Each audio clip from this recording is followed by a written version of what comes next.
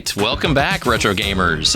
This is episode number 3 of GameOverCast. My name's David Kaelin, and I'm the GameOverCEO, and I'm here with you to talk about current events in gaming, current events at Game Over stores, and we've got part 2 of our feature segment interview with me and Dan Caporello.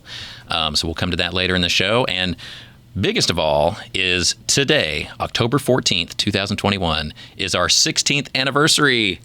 What? 16 years. This company is older than my, one of my kids, almost older than my other kid. But 16 years is a long time. We talked last week a little bit in the interview about how this all started, and it's really crazy to think about, how far we've come in 16 years. We've opened a lot of stores. We've expanded around the state. We've expanded to Washington. I was in Washington this week, actually, visiting stores up there. And, it's crazy how well it's done. And so I'm very thankful for that. Very grateful that we survived last year because, we almost lost everything last year. It was a disaster for us and most other people that own a business. It was a bad year. And then there was the health stuff too. And that was a bad year also.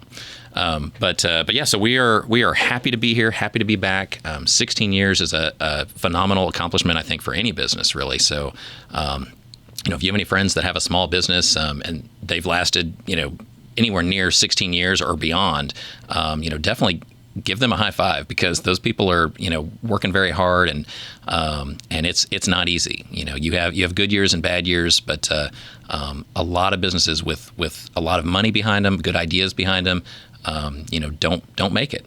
And those bad times get the better of them. So we're very thankful. I'm very happy to be celebrating with my friend Rob here. We got him mic'd up, so maybe he'll say something later. Maybe not, but he's here for moral support with me. So thank you to all of our customers and employees, past and present. People that came and shopped with us in the very beginning, people that worked for us in the very beginning. I can't tell you how much that means to me that, other people, were willing to share in this dream with me and be a part of this journey with me, and work here and help us out, help us expand the company, grow the business, and customers willing to, come in and shop with us and sell us their games. And, the buying and selling of games that we've done over the past 16 years is amazing. I mean, I can't even imagine how many hundreds of thousands, maybe. I don't know if we've hit millions, but like hundreds of thousands of things that have been bought by Game Over and then resold by Game Over over the past 16 years. It's crazy to think about the numbers like that. But anyway, thank you all very much. We are very, very proud and excited, and we want to do many more years of running Game Over. So thank you for your continued support. And we're going to jump right in now to level 1 with current events. And we're back. Now it's level 1 section of the show where we talk about current events in gaming, retro gaming specifically. But just, what's been going on the past week in gaming? How are all of you? Have you been good? Good. Rob, how have you been this past week? He can't complain. So it's been pretty good. One of the big things in news right now that I thought was exciting was the Super Mario World that they're building at Universal Studios. It's only the one in Japan right now, but the Super Nintendo World is open now, and they've already talked about now they're going to add Pokemon characters and rides and things there in 2022. They're going to add an entire additional park to it, Donkey Kong themed, in 2024. And in 2025, they're going to bring it here to the U.S., to the Hollywood and Orlando Universal Studios parks. So that's really cool, and I'm really excited about that. It's amazing they haven't done that yet. Nintendo's been like a household name, even in the U.S. for, 30 years now, and it's such a great idea. So I think that'll be a lot of fun. I'd love to go there when that opens up.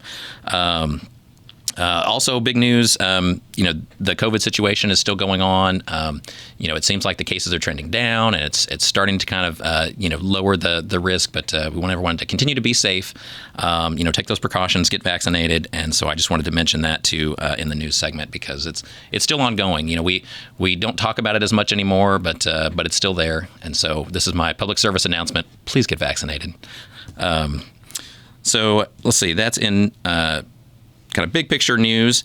Retro gaming specifically. Did you know that Intellivision is back? There's a new Intellivision console it's been pushed back a couple of times, but I think it's supposed to come out next year now. It's called Intellivision Amico. And basically, it's a kind of a reimagining of the Intellivision system, where it is a console. It has controllers. It'll have dedicated, games made for it. And a lot of them are remakes and kind of updated or reimagined versions of some of the classic Intellivision games from the late 70s, early 80s.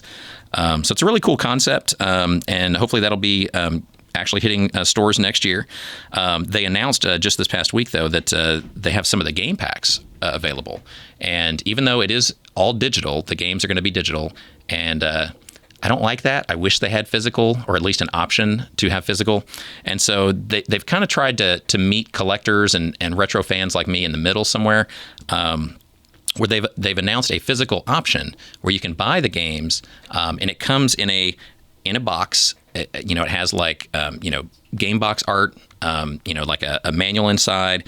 It has a collectible coin, and it has an NFT card that actually looks like an Intellivision cartridge, but it's just a little, like a credit card, essentially sized piece of material.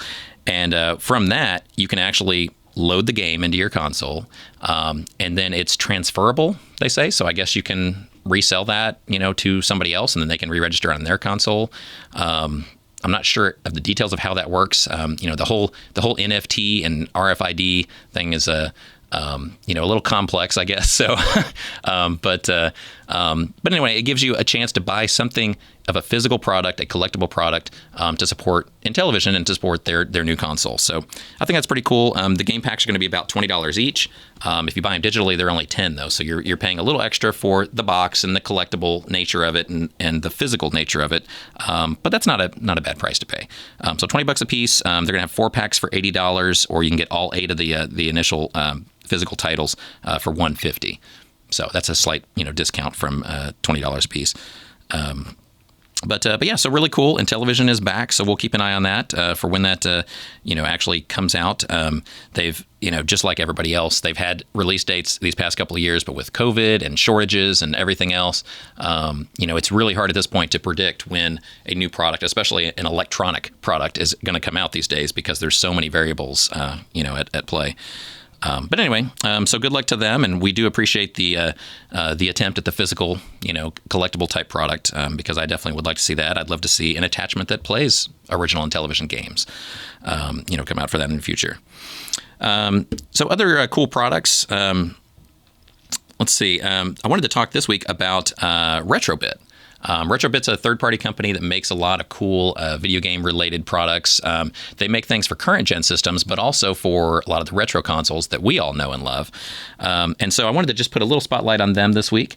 They have the official license to Sega now for producing actual physical stuff with the Sega brand. So I'm not sure if you were aware of that, but you remember this trusty guy, the old Genesis Model 2s. So if you have one of these or any of the new retro consoles that play the original games, you can actually get some of these from RetroBit. And as you can see, it looks like an actual, Genesis controller from back in the day. Like, you couldn't even tell the difference between this and the original ones sold in the early 90s, except just right here at the bottom, it says RetroBit. But this is the corded one. They also have Bluetooth ones. And these, because they're Bluetooth, they're actually also compatible with PS3, Android, Switch, PC, Mac, anything like that. But if you buy the little dongle, the dongle's $15. The controller itself is $29. Then this will work on an actual Sega Genesis or Genesis port on a current retro console. But otherwise, if you just want to play games on the computer or playing on your Switch, but you want a Genesis controller, $29 on that. And then the corded ones, and I'm going to take this one out of the box just to show you what they look like. But the corded ones are only $15. And so for a brand new controller that's Sega branded, so first party or quasi first party, I don't know, I used to call these second party back in the day, where it's approved by the brand, but not necessarily made directly by Sega. So let's see what we got here. We got a little cover on that. Take that off. So yeah. So let's see if you can see that. But it's a really nice looking controller. The buttons feel good, and it looks. I mean, it doesn't even say Retrobit on the front. It just says the Sega logo. The Retrobit logo is on the back, so it says Sega and Retrobit on the back here. But otherwise, you would not know the difference between this and an original, 6-button version that they made in the 90s. So yeah, those are really cool. And they make both these controllers in classic black, of course, but they've also experimented with some newer colors, and so they have like a clear blue model that's available. And on Sega Saturn, they also make some black controllers, and they have a clear, transparent version on those too. So really cool stuff. And so, thank you, Retrobit, for, I don't know what it cost to buy that Sega license, but I'm sure it wasn't cheap. And, but they're really, making good use of it. And it's, they're not just putting the name on stuff just to sell stuff. Like, they're actually making some really nice, high quality looking, Genesis products. That again, they look good on your shelf with your other Genesis collectibles. The packaging, the style, everything. They've really gone out of their way to make it as authentic as possible, and so I really appreciate that as a collector. We are definitely hopeful that they get into the Dreamcast soon. They have the Genesis products, they have some Saturn products like this, but Dreamcast is one of those consoles that it's very hard to come by these days. Accessories for it are also very hard to come by. Controllers, the Sega brand controllers are very hard to find, and there's really no good third-party controllers. It's not one that I've seen Hyperkin or TTX or Yobo or anybody. Like, I haven't seen anybody make a good third-party Dreamcast controller. And in fact, most of the even not good quality third-party Dreamcast controllers aren't made anymore. So there's definitely a need for that in the market. So Dreamcast next, please, Retrobit, please. Okay. And that is the end of the news. And so we're going to go into company information in level 2 next. This is the upcoming Game Over events and sales and things like that going on. And by the way, I forgot to mention this earlier. If you've listened to the first few episodes and you heard a little like tapping going on, I guess maybe I don't know if that'll recreate it. But I'm sorry, but being new and being, somewhat nervous with all this, like, I think I fidget a little bit. And so I had a tendency to like hit my hands on the table and do that, which to me doesn't seem noticeable at all. But apparently when you watch the first couple episodes, you can hear that little, pounding in the background. So I'm sorry, but now I have a boom mic, I guess it's called. See, I'm learning. I saw that on TV somewhere. But in that way, so I can tap the desk and, aside from maybe knocking Rob over, nobody's going to even know. So, what do you think about that, Rob? Yeah? How am I doing? Do you have any feedback, any advice? I don't know. I don't know if I like that silence. That's maybe a bad sign. All right, well, we'll come back to you later, see if you have any positive words at the end, maybe. All right, so level 2, here we go. Company information. All right. So here's the scoop on future sales. Now, today is Thursday, October 14th. It's our anniversary, so we're all, relishing that day and just soaking it all in, all the love. But tomorrow, Friday the 15th, what comes after 14th? The 15th, our sale from Friday the 15th through October 21st is our retro console sale. We're doing $10 off any used retro game console, $49 and up. So it includes every console up to the PS4s and PS5s, age, or Xbox One, Xbox X, and Switch. So aside from those 5 consoles that are more recent in these past few years, everything else, $49 and up, is going to be $10 off. So that's great. I also have a sneak preview of the sale after that, just in case you're a little slow to get on the podcast bandwagon and you're watching this and you're saying, oh crap, every time they talk about a sale, it's already over. So this one's for you. So after that sale, the next week, October 22nd through 28th is going to be a wallet and lanyard sale. So we're doing 20% off in-stock wallets and lanyards at all stores, and also online. Online code on that one is GamerGear20. And going back to the sale on retro consoles, you can also get that one online. So the console code, the sale code for that one is HWSale10. HWSALE10. And so that way you can save $10 on a used retro game console for this next week on our website, GameOverVideogames.com.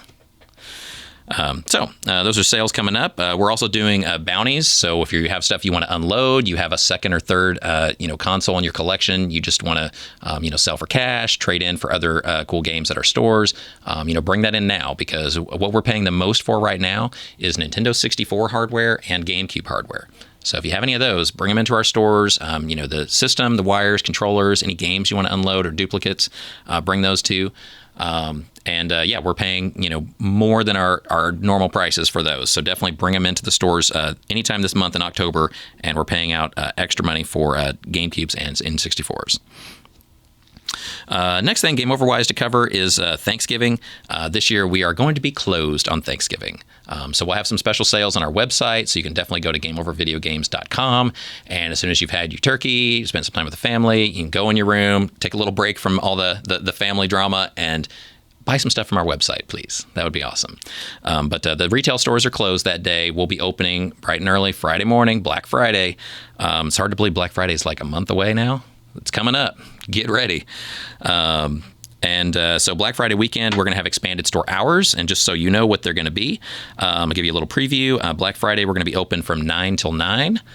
Saturday, that weekend, open 9 to 9. And then Sunday from 10 to 7. So a little bit longer than normal. We're not doing the 6 a.m., 7 a.m. thing. So, our Black Friday is a little more laid back than that.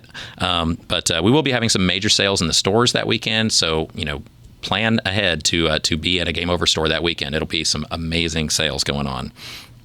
And we'll probably announce those in early November, so stay tuned. Upcoming events. In our stores, we had our monthly tournaments last weekend, and so those went great. If you came out, thank you. If you didn't, why not? What's wrong with you? Come out to our tournaments. They're free. Come play. Meet people, have a good time, and you might even win a prize. So, there's nothing to lose. Come play with us.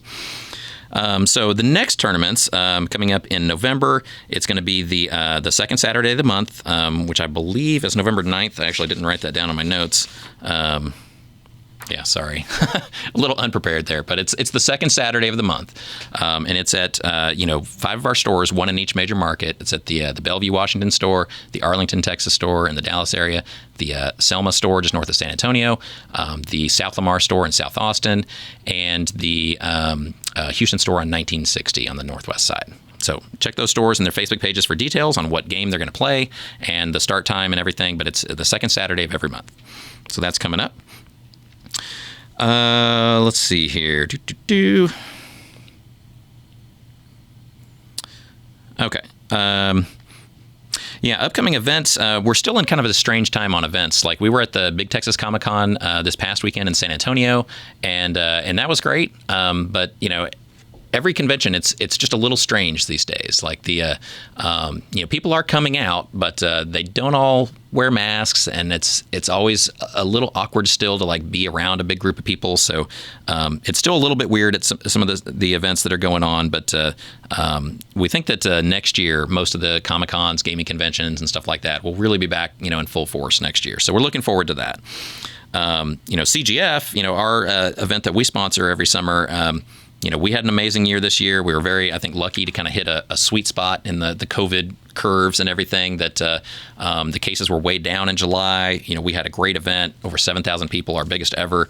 And so we are definitely looking to build on that next year, because with the CGF, that's going to be our 15th anniversary in 2022. So very excited about that. It's July 23rd and 24th, 2022. So mark your calendars now. We know there's always other conventions that end up popping up at the last minute, like that same weekend. But, we can't do anything about that. But what we can do is tell you right now, ours is booked. This is the date. It's July 23rd, 24th, 2022. It is the biggest retro gaming event in Texas of any kind. And, we'd love to have you out for the 15th anniversary next summer. Come party with us. Already, we just put booths on sale at the beginning of October. Already 23 have been snapped up. Applications, payment, tax ID, everything. So we're already a fifth away full. So get your vendor booth soon if you want to be at CGF, the biggest retro event in Texas. The tickets will be going on sale soon. We're looking at early November, putting the tickets on sale, so in the next couple of weeks. So definitely stay tuned for more news on that. And that is really it of the Game Over and Game Over specific events and news. Now we're going to go to level 3 of the show and basically pick up where we left off last week with the interview with me, David Kaelin, CEO, and Dan Caporello, our videographer and former employee number 1. And so, yeah, we're going to pick up where we left off last week with that. And so stay tuned for level 3. All right, so welcome back. This is level 3, part 2, carryover from last week. Level 3, so, part 2. Yeah, it's like a gang sign. 5. Yeah, but so this is a carryover from last week. So I'm here with my good friend Dan Caporello. Back again. Employee number 1 at Game Over. We're wearing the same clothes, but... really, a week has passed. It's just we For have you. This little desire For to us, clean 5 ourselves. seconds has passed. Yeah. So. But so we're going to come back to what we were talking about last week in the episode about at the beginning of Game Over, how each of us got started in video games, and so past the beginning. So we both were fans of gaming.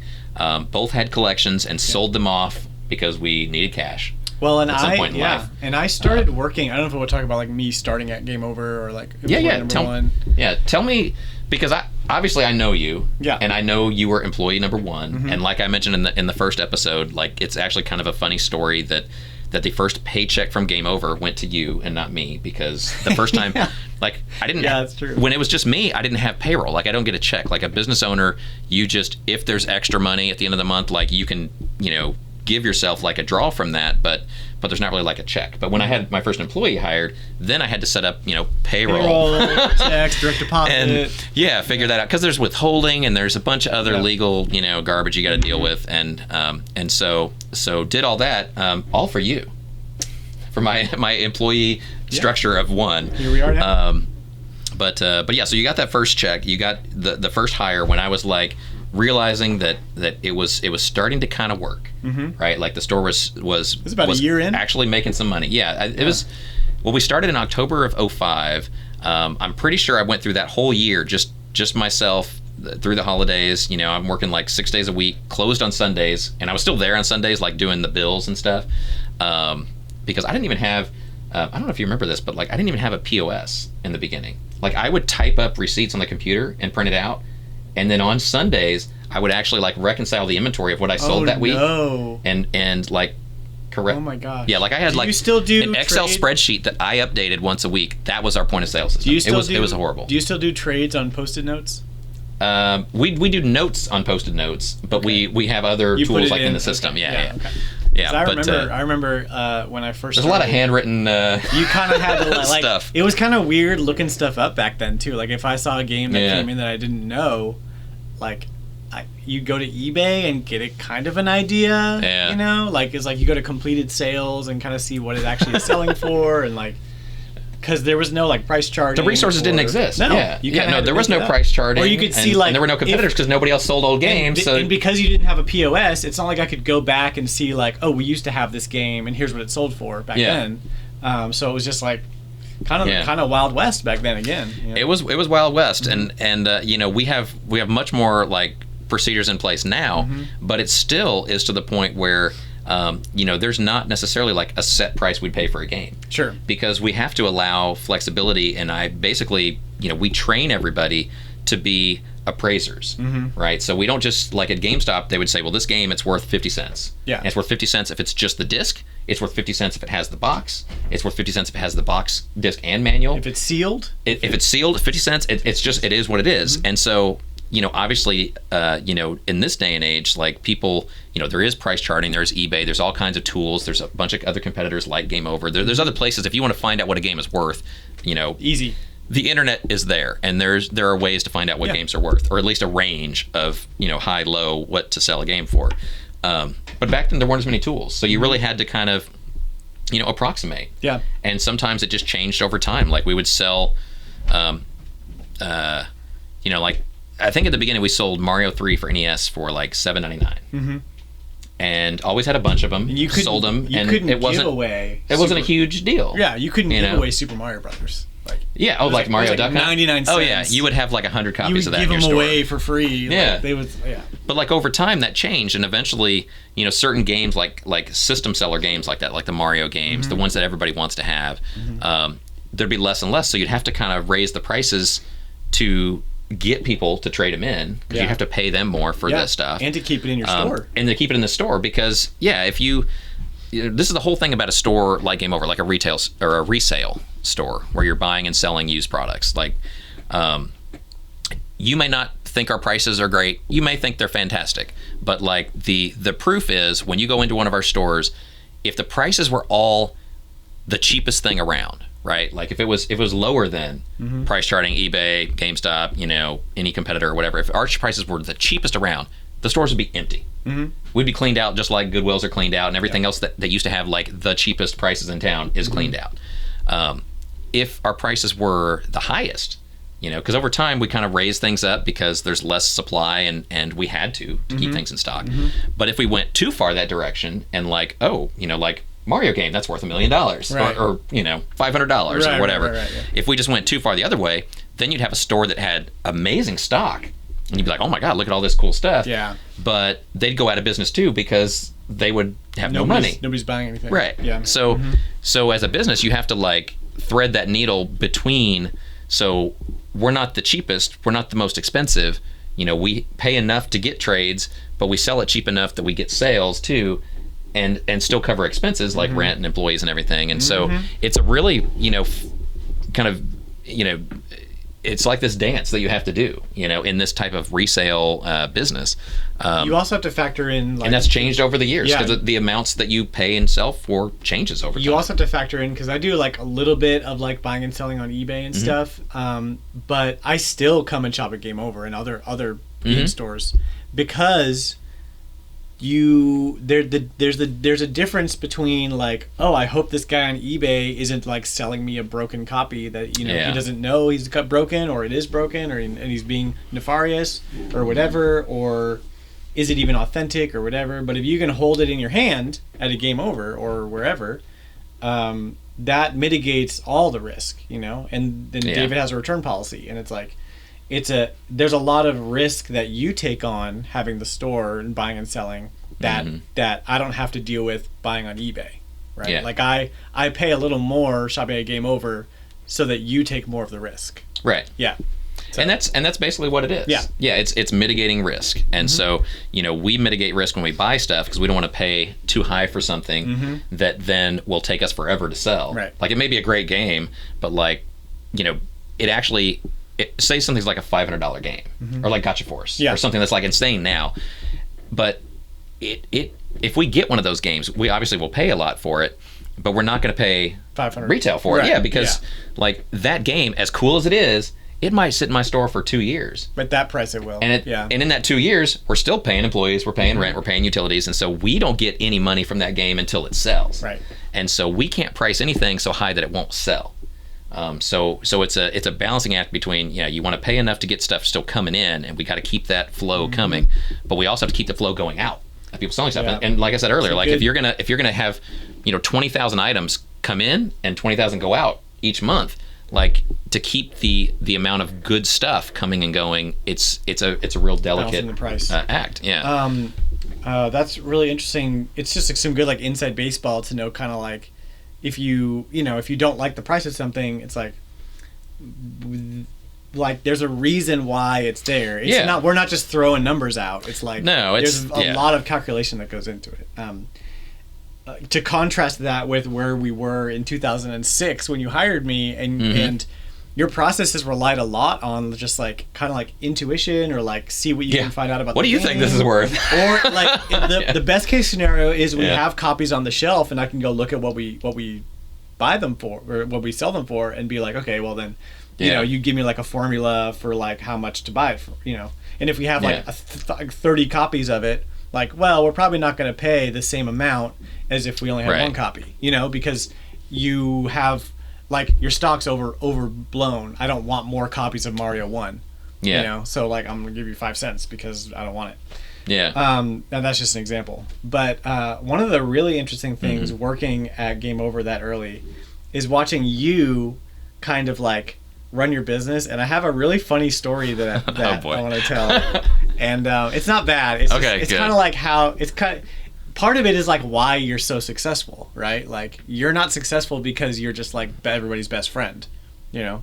You're successful. I like to be friendly. No, I know, but like if somebody's gonna mess with you, like you're not gonna have that. Yeah, so, that's true. So I was working this one day, and you know, there's two guys in the store, and one of them has trades, and he's like, he's selling the trades, and we're doing the thing, and another guy walks in, you know, and he kind of like sees what he's buying, what he's selling. Oh. You remember? You know what I'm talking about? No, but I know that scenario happens a lot. We call those snipers that try and and that's weasel fine, into the right. transaction, and so that's why you probably like pull them back now and yeah.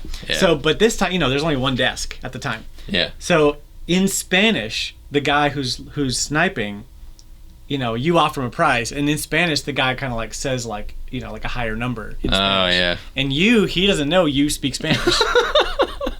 So you go to the guy and you're like, I know what you're doing. You can get right out of my store, dude. Get out.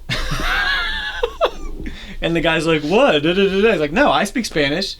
And then like, I think you said like in Spanish, like, get out, you know? And I don't remember that. Like, oh, I remember it because I was like, oh, okay. Yeah. Don't mess with David.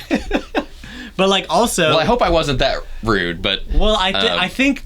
But I do know Spanish, and I do know when somebody's trying to, you know, like pull a fast one on me or on us as a company, and I don't like that. No, it's not okay. No, I won't stand for that. And I think part of it too, because you've grown obviously since then. Yes. Back then, like, you know, your store was just broken into, and like you're trying to run this business, and then this guy comes in, and you're like, no.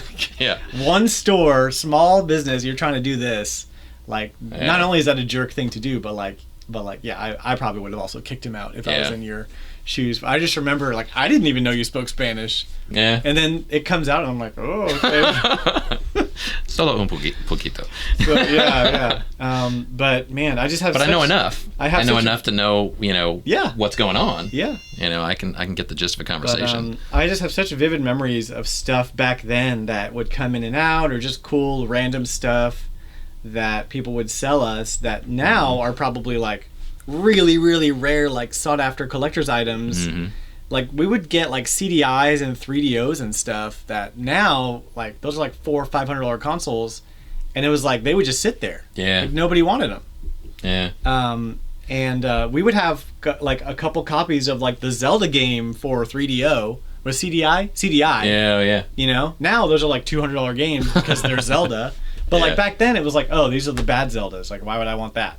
Yeah. You know, like we couldn't give them away. So just really, really, just so interesting to think about, like 2005 and 6 and 7 retro gaming, like where it was and where we are now, where it's just such a like there was no culture around it. It was just kind of like individuals who were really into it. Yeah. And now there's a whole culture and like YouTube and Twitter and it's growing, where everything's kind of known now.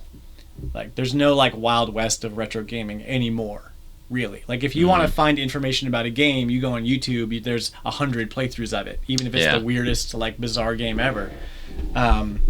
You know, so yeah, but really good memories working at Game Over and like being a dumb like 20-year-old, like not knowing what to do with my money, and I gotta tell this story. We would recapture your paycheck every time. Yeah, basically. Yeah, like, oh, here's your paycheck. What do you want to spend it on? Turn it around. Yeah, we'll take that money right back. Just pay me in store credit at this point. But my life back then was really interesting because I was so passionate about working for you and retro gaming and Game Over in general that I would go to school, like first thing in the morning. I would go to ACC, Austin Community College, like 7 a.m. Like till like noon or whatever, and then like I didn't have a car, so I would take the bus from the south like Bee Caves ACC, all the buses all the way to get to Game Over for like a 2:00 start time or whatever, like to like 2 to close or 1 to close, and then I would close, and then I would always have some church event going on or something in the evening, and then I would bus back down to South Austin where I lived. And like that was like Monday through Friday, and then on Saturday I'd be at Game Over all day. Yeah. So it was it was a life, man, and like do my homework on the bus because I had no other time. Yeah, it was crazy. It was wild, man. Just having to figure all that out, like finally getting a car and all that stuff. Just yeah. Isn't it funny how I was talking to my district manager Tian about this yesterday, that it seems like now nobody wants to drive across town for a job. No. Like we'll have a job opening and they find out it's in either North or South Austin and they live in the other side of town, and they're like, oh no, I always drove for jobs. Yeah. I mean, when I was young, like I would, I mean, and not by choice, but just by force, like I would get a job and it turns out it's in South Austin, but I lived in North Austin. And so I would do that commute for a while, eventually moved to South Austin, then got a job in North Austin, made that commute for a while, then moved up there. I guess it just happens. But like, you used to just be excited to have a job, and especially a job like Game Over, because you and I both, and to this day, I'm still passionate about it. Yeah. And me too. Here I am. Yeah, but I mean, to have a job that you wake up in the morning wanting to go to instead of dreading going to, is such a joy, and it's something that no matter how much money you make or don't make, like it's something that a majority of people, probably in the world, but certainly in America, like don't enjoy that. They do their job because it's a job. They get to it however they have to get to it, and they hate the commute. They often don't like the job. They just do it because they need that money to pay the bills, and that's it. There's the end of the connection. I could never do that. Yeah. I did it for like certain sections of my life, and it was so miserable. Yeah, I could never do that. And so that's the thing with Game Over, that like, I know I have that, and obviously, I own it. I have that vested stake in making it successful and everything, but I still enjoy doing it. And, I think most of our employees, even over time, the ones that aren't with us anymore, like you, that, still, I hope, look back fondly on their time with Game Over, because it was, when you get to be my age and you look back at the jobs you've had, of course you're going to have had some shitty jobs, right? Because that's what they're there for. For young people that just need money, that have no skills, and that's what you do. You work at a fast food place, you work at a retail store, you work at, you got to start somewhere, and of those kind of jobs, Game Over, I think, is one of the better ones. Our pay is not at the bottom. Your enjoyment is not at the bottom. You're going to be getting, decent money to do a job you hopefully will enjoy, with people that are cool to be around, customers and employees alike, in an environment that's fun.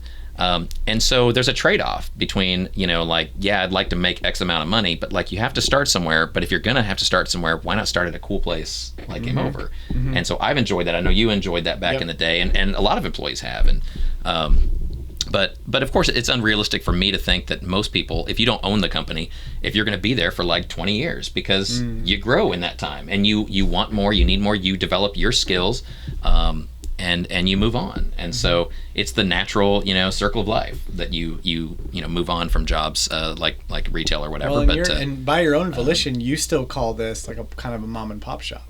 I do. There's no corporate. Yeah. You're corporate. Yeah. No. If you're ever like calling or emailing corporate, like that's me.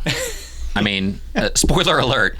Like this is our corporate office that we're in right now, and it's like my office, and my district manager Tian has a desk here, and that's it. So comparing Game Over to like a GameStop or someplace like that, where there's like an entire office building full of like suits walking around that run the company, it's really just me and Tian that run this on a day-to-day basis. And I think that's important, because it keeps the cost down, for one, but for two, I think it's important because it keeps me connected to to the employees, to the customers, to the product.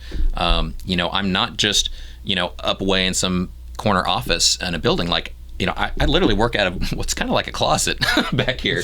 I mean, it's the same place I've worked out of for most of the 16 years. It's a little 8x8 white room. It's got the main like circuit breaker and all the phone wires and everything coming in.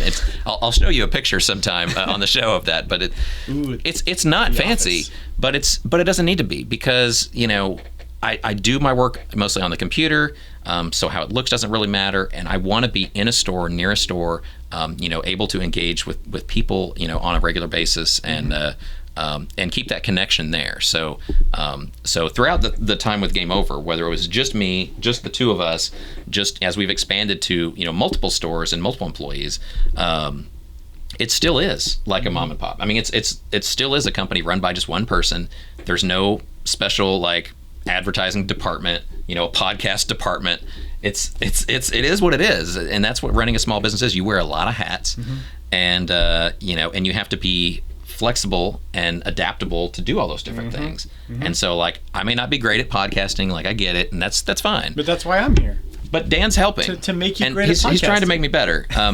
But at the end of the day, I know that I don't have to be perfect because this isn't my main job. I do this, for fun and for extra added, impact on Game Over and on our employees and customers, and and to help spread that information about our company and sales and retro gaming in general and what's going on. And but I mean, you can talk though. Like you could talk. I can talk. I mean, I don't like being on camera. I'm one of those people that, well, like, I understand, like, I'm bald and that's not ideal. I'm older than a lot of people on YouTube. That's not ideal. I'm not some young, hot, sexy, funny, like, hey guys, person on Instagram or whatever. But see, it's just not who I am. You're differentiating yourself because everybody is that. Yeah. You're not that. So you have your own audience. Yeah. Of bald 40-somethings. Hey, and among the bald 40-somethings, I think I do pretty well. Yeah. I think I would rank up pretty highly among my peers. Yeah. I mean, you called me good looking earlier. It takes one to know one. Hey, shucks. I appreciate that. But yeah, so where were we? I think we're wrapping up. I think that pretty much takes us to the modern day, and I did want to come back to one thing you said earlier, though, to circle back to one point that you mentioned, which is that, like, the journey of Game Over, right? Like in the beginning, retro gaming wasn't really a thing. It was kind of my thing, and it was your thing, and it was some people's thing, but it wasn't really a thing that had a mass following. There wasn't like a culture or like a community or So that didn't really exist. And so in the beginning, a lot of people, they bought the retro games just because they were like me and liked to play them. Yeah. And people would come in just to talk, though. Yeah, and just to talk. Because there was no one to talk to about it. So they'd come in and chat it up for an hour and then maybe buy something. Yeah, and the whole thing, and something that I still continue to this day is, like, I never force our employees to sell anything or talk about anything. I mean, I want them to sell stuff, right? Like, I just don't tell them, okay, your quota this week is 10 NESs. And, like, if you don't sell those, like, you're going to get written up. But at GameStop and other places, like, you have quotas. Yeah. And it's like, how many magazines have you sold? How many memberships have you sold? How many, units per transaction? All this kind of stuff. And we don't have that. So obviously you need to be selling stuff, because if we don't have money, I can't pay you. And that's simple mathematics, right? It's not anything I'm creating out of thin air. It just is what it is. But I don't care what you sell. I mean, talk to customers, engage with them, have fun, have a conversation, let them try out a game in the store. For crying out loud. That was the best. And a lot of our stores have couches and TVs, and, like, if you're like, I don't know what this game is like, or I don't know what kind of game I would like, we're happy to put a game in and let you play it for a little while. That's the beauty of our stores, that you get to, try before you buy. You get to talk to someone, have that human interaction, and it's somebody that's going to be like you. They're going to be a gamer like you, because most of our employees, I'll just say all of our employees, are people that are not just thinking about it's just a paycheck. I'm going to. No, I think all of them. It's a passion project. They really want to work here. Yeah. They want to be at a retro gaming store where they can be in the middle of that process of buying and selling and talking about and living through and seeing new retro products like this and other things. You're in the mix. When you're like job hunting, it's like you like throw your resume at McDonald's and Wendy's and stop and HEB and Walmart. You don't like meander into a Game Over and like, I guess I'll apply here. It's like, no, like, you're already here and you're passionate about the product. Yeah. Right? It's not an accident. Yeah, and so we want that kind of passion with employees. Yeah. But as far as the market, in the beginning, people just bought games to play them, and now people often buy games to collect them. And so that's it's a different market. It's the same product, but it's a different use of that product. So people are more concerned about getting Gotcha Force or whatever, even if it's $1,000, they'll get it and never play it. And then there's somebody like this that wants to get it and play it, but doesn't have $1,000 or whatever it costs. And so, it's a different take on the same product. And so it's interesting just how the retro gaming market has changed. And I'm always all for people buying what you like, buy what you enjoy, buy stuff to play.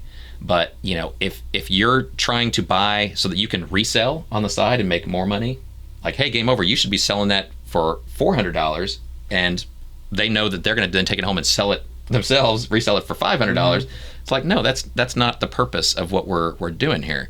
And also, if you're going to buy a game just to like put it on your shelf and then never play it, never sell it, never use it, that's also kind of a wasted purchase, because it's cool. Yeah. It's an investment, I guess. So you can look at it as an investment. But I'm just the kind of person that I enjoy playing the games, and I want people to enjoy playing the games too. Yeah, but there's some people that collect that don't play a game at all. Sure. Like, I don't play a lot because I don't have time to play, but I enjoy playing when I do have that time. I don't want to say that that's like a wasted purchase per se, because those people are still like in the culture, they're obviously passionate about retro gaming, but like somebody like me, like I don't have a lot of time to play all the games that I own, right? But I do love just going into my man cave and being like, man, like, look at all this cool stuff, like pull out a game, just read the instruction manual for a second, just have a little break before you go back to your boring life. That's like, to me, that's also cool. As long as you are in some way like adding to the community, the culture, to gaming at large by having the collection, by like sharing it, on YouTube or whatever, like I'm not mad at you for having a collection. That's what I would say. Right. No, and I'm not either. I'm not saying don't have the collection and that we don't want the customers that are just buying just because it's number 688 on the list of NES games, not because they even care what the title is or what the gameplay is like or anything. But, so we want people to do that, but it's so much more of a joy to me, I guess, to see people that actually get a game like you are excited about Gotcha Force, and it's like, that makes me happier to see someone play a game they enjoy than for someone to just be like, oh, finally, number 800 off my list, I have it. Right. And it's like, that's cool, I can appreciate that. And I'm very analytical and organized, and I like completing, a list or a task list of like, these are the games I want to get. But just a general note, I guess, to everyone that is in the retro gaming market nowadays, play your games. Play your games. I don't have a lot of time to. I know a lot of people don't have a lot of time to. Play them for us. But play them for us. Play them for those who have no time. They need to be played. They need to be loved and taken out for a romantic evening on the. Oh, God, don't get weird again. Sorry. But I mean, enjoy your games. Time is limited, and someday you're going to be, the middle-aged dude with no time to play games, and you're going to wish that you took that time and played more of your games. So enjoy your games, and with Game Over, I guess just to wrap up, just kind of the story of Game Over, from 2005 to now, 16 years. We've opened a lot of stores, closed a few over the past few years. Between COVID and retail apocalypse and online, online business eating into retail stores like us, it's definitely been a challenging couple of years.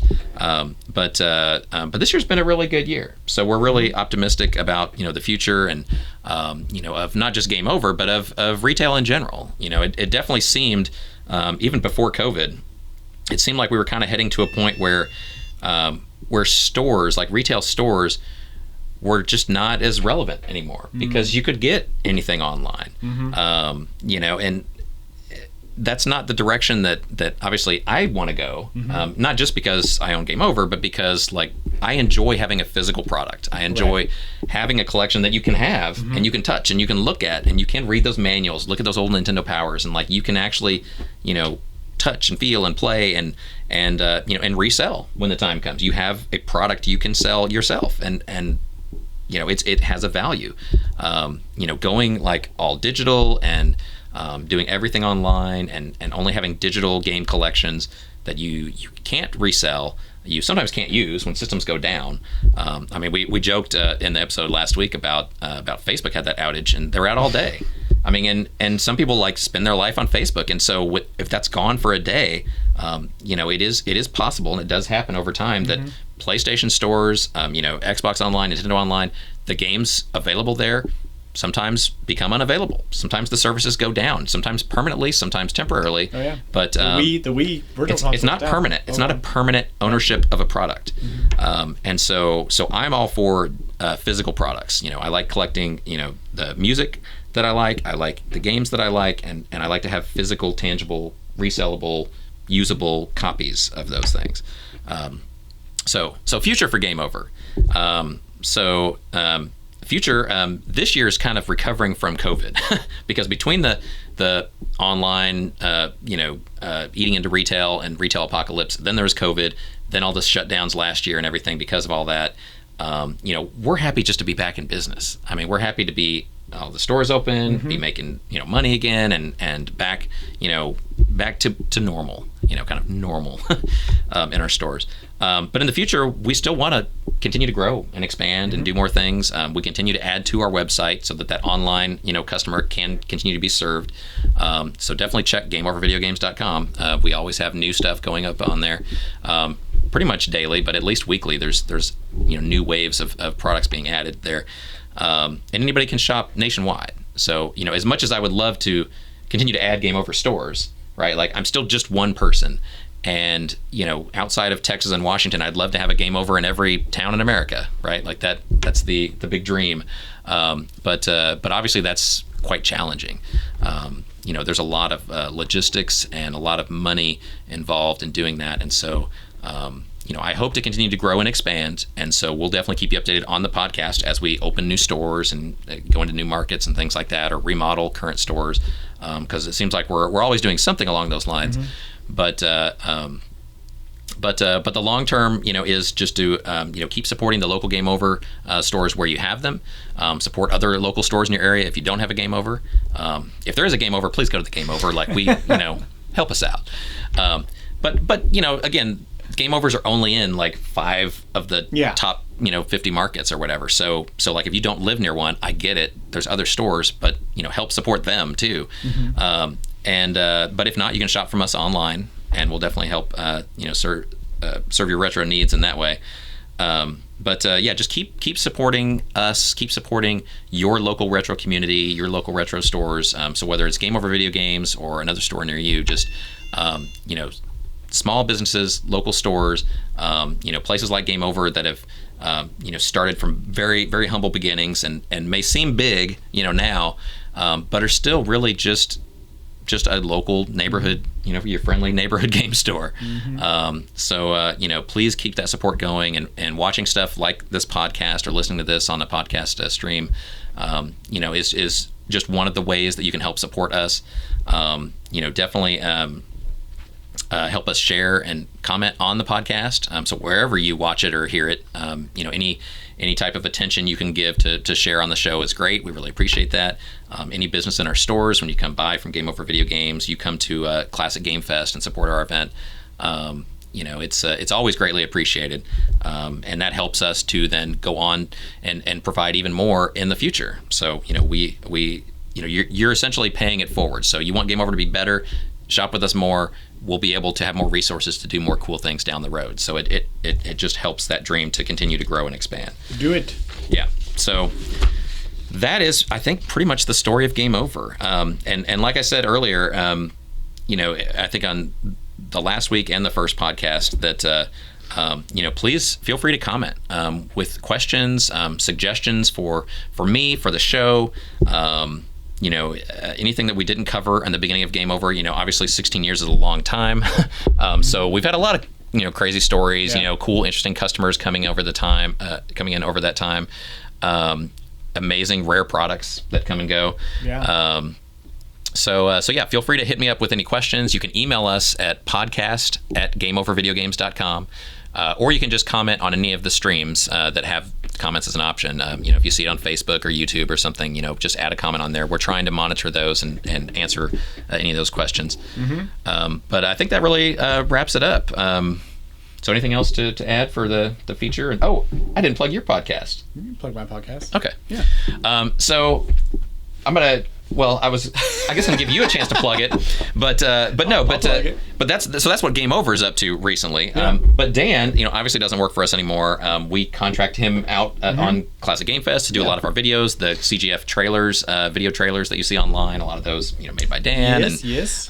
So he's always been great to support us over the years, and but now doesndoes work for us really full time. So tell us about your podcast. Sure. Well, I'm a videographer and editor contractor, so if you need video work, yeah. But I also have a retro gaming podcast called RetroLogic, and it's basically just for fans, for collectors, and just gamers in general. Me and a couple guys hang out online and chat retro games for a little bit. We talk about our pickups and just if there's any like major news, or sometimes we'll just do like a retrospective. Really, it's just kind of a variety show. So you can go to retrologic.games and check that out. Okay. Yeah, we just launched a blog too. We have a blog now. Oh, cool. We have a whole section thing on the blog about like virtual console, like Wii and Wii U versus the Switch offerings for retro games. Yeah. And like which has more games and which are better quality and stuff like that. It's really interesting. Yeah, my buddy Sam put that together. So go check that out. RetroLogic.games. Cool. And shop at Game Over. Thank you. Well, that's great. No, I really appreciate having you on the show. Yeah, and for sure. I definitely appreciate having you behind the camera to help me with all of this. Yeah. But no, it's been great having you here. Got my clone back there right now. Yes. So other Dan, how are we doing? There's a couple of us floating around, so just watch out. But we'll probably have Dan on future episodes too, just from time to time to help out and to offer perspective. On different topics and things that we'll cover, over future episodes. Yeah, sweet. So thank you, Dan, for being here, and thanks for your camera work and everything ongoing. Thanks for having me. But yeah, we're going to go on now to level 4, the boss battles for this week. Let's do it. Beat the boss. This week, we've gotten some feedback on the show, lots of positive comments, and that's great.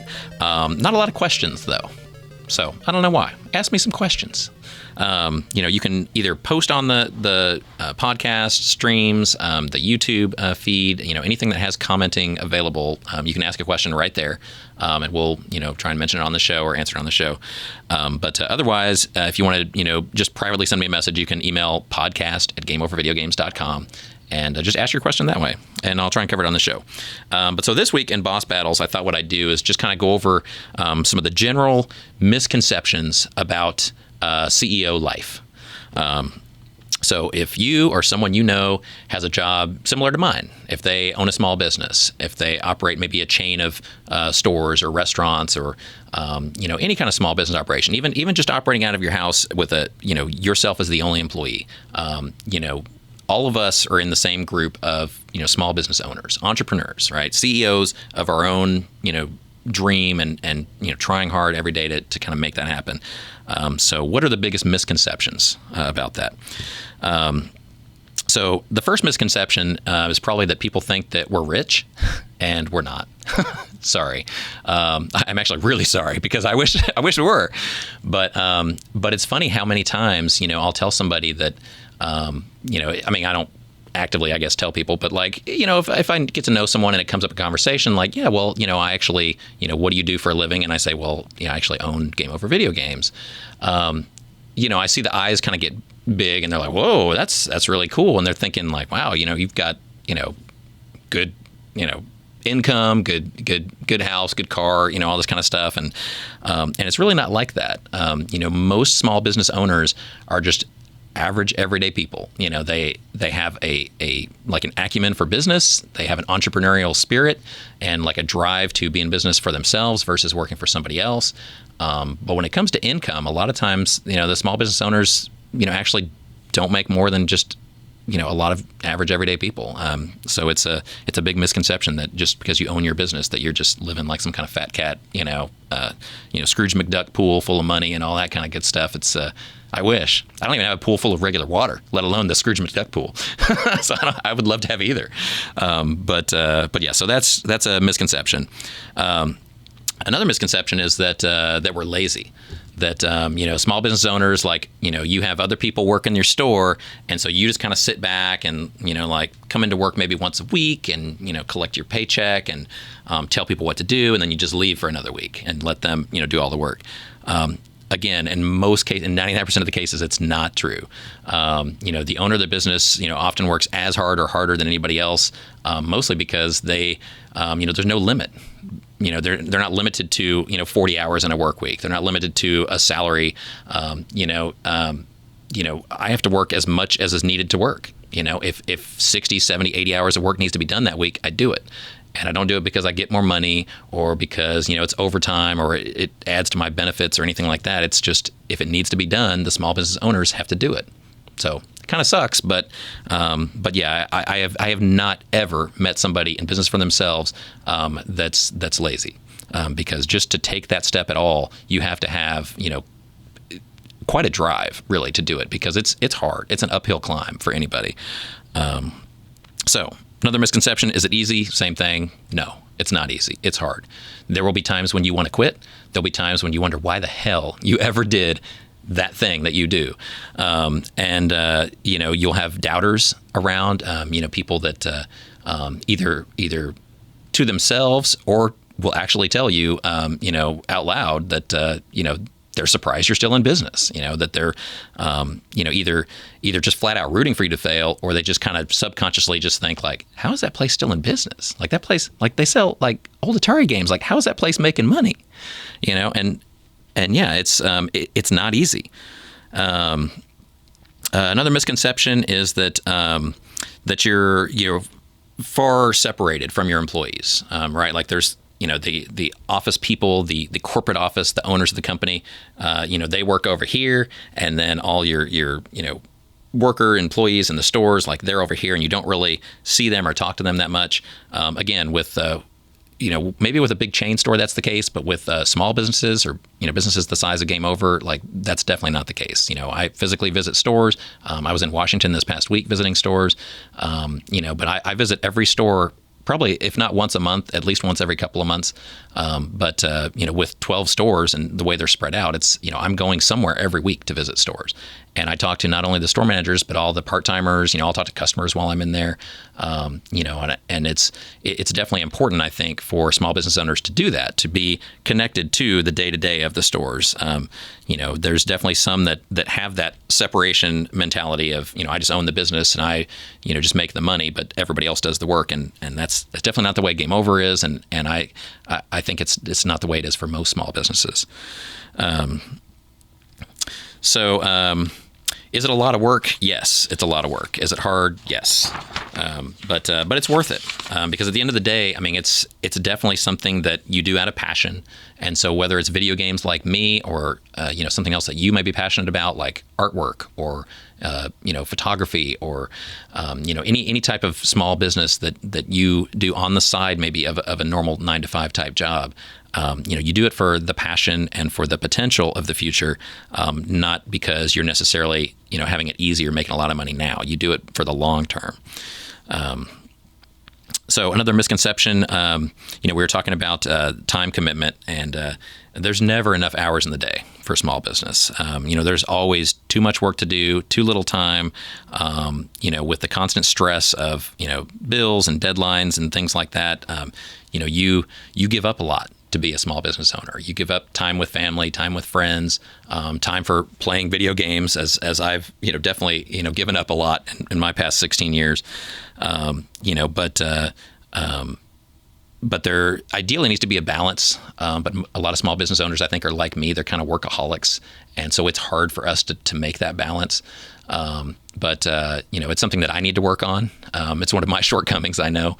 It might be a shortcoming of you and some of your friends that are in business too. And, we need y'all's help, right? So, if you know someone that runs a small business and they, are always working their butt off, help them and be like, hey, can I maybe, babysit your kids for the night and you guys go out to eat, or something. And hey, this new movie's out, how about, you and I go see this movie, just because a lot of times it's kind of a lonely job being a business owner, because, you have all the authority and you make the decisions and all that. But, unless you have business partners, you can bounce ideas off of people, but ultimately the decisions have to fall, to you. And it's a lot of pressure, and, it's hard to maintain, friendships and relationships outside of work, because it's just, all of your time and focus goes into that.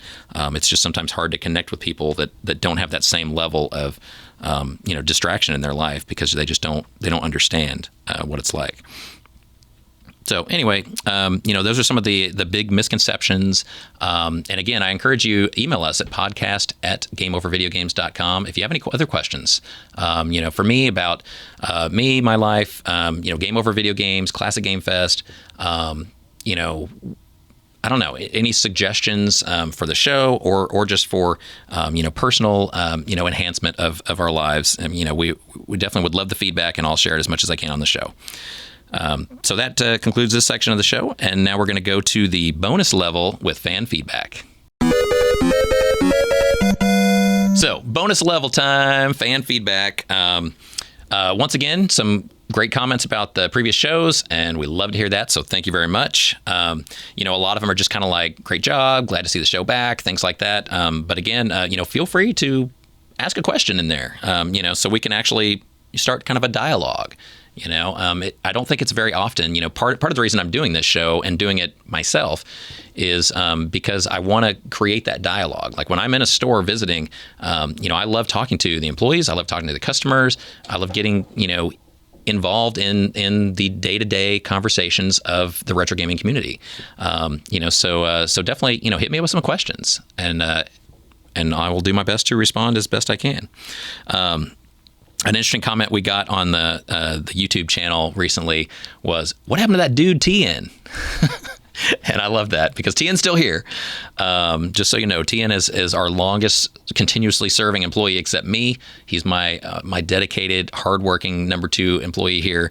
I'm going to do my best to drag him onto the show soon. So stay tuned. Tien will be on the show. But yeah, so thank you for the great comments and support. And, again, I know that it's not, it's not my main job. It's not probably the thing I'm best at in life. But like I said, I think it's important, and it's unique, to have this kind of perspective where, you don't hear the owner of GameStop sitting in front of a camera talking to you once a week. You don't have that kind of relationship with them. A big chain store, it's hard to do. But one of the beauties of being a small business is I do have that ability. And so I'm here. I'm here for you. I'm here to, talk about current events in retro gaming, sales and stuff going on at Game Over stores. And I'm just here to give expert, input, expertise on small business ownership, because I know it's a thing that interests a lot of us, and a lot of you, whether you do it now or not, have thought about maybe having a small business of your own someday. And so, I think, when I started doing Game Over, there weren't a lot of other people doing similar things that I could, look up to and ask questions from and things like that. So, I'm here for you, for the next generation of people that are seeing this now as a young person, thinking, well, I might open a store like Game Over, or I might open a store that supports my passion of art or photography or electronics repair or whatever you want to do. And a lot of the experiences are similar across all types of industries. So it's interesting to start that dialogue, and so I hope that we can develop that over time and have that kind of back and forth communication on that. So thank you for the feedback. Thank you again for 16 years. I mean, again, like, not in my wildest dreams would I imagine that I'd still be able to be doing this 16 years later. When it started out, it was such a passion project. It was not only just me, but it was just, there was no expectation on how long it would last. So it has been amazing to be able to stick with it and expand and grow. And we've had our rough times too. We've had to close stores that weren't doing as well. We've been through ups and downs. Last year with COVID definitely was crazy, and that almost took us to the brink. And so, but it's those kind of times that they make us stronger. They make you realize what you have, the value of the people and stuff around you in life. And And so it's been great, and I wouldn't give anything to change the past 16 years, so I look forward to many more. And so thank you for your support, whether you were a former employee, current employee, former customer, current customer, or just a fan, maybe finding this podcast and just think it's interesting, and you don't live near a Game Over or even have much interest in video games, but you just find this interesting. So thank you, because anybody that watches or shops or supports us in our events is definitely appreciated, and you're part of the team, so thank you. So thank you for watching, listening, streaming, sharing, subscribing, commenting, all that cool social media stuff you kids do. Just keep doing that. Thanks for joining me every week on Game Overcast. I hope to see you next week. And that's it. Game over.